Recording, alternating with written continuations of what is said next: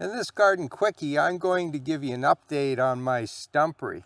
I built this last year and I made a video about how to make the Stumpery, but some of you have asked to see it again now that it's planted.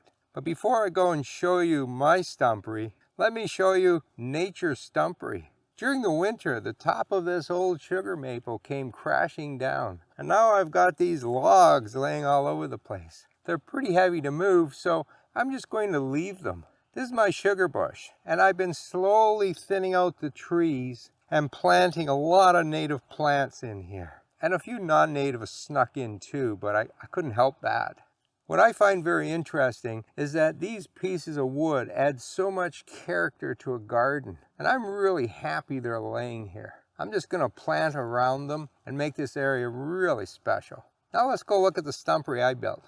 In my Stumpery video, I showed you how to build one, but I never actually showed you the planting process. After it was built, I just went around the garden and I selected plants that I thought would do well in the Stumpery area. It's going to be dry there, and it's fairly heavy shade, so I had to pick the right kind of plants.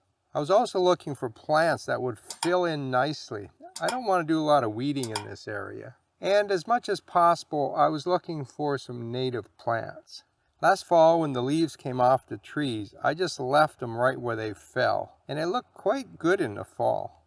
In the spring, I debated with myself whether I should move some of those leaves off and give the plants a chance to grow, but I decided to just leave them and see what they do. As it turns out, I think all of the plants managed to push their way through the leaves. They now have a really good mulch. It will slowly decompose over the summer and add nutrients to the soil. The plants are doing well. I'm going to have to water much less in this area because of the mulch.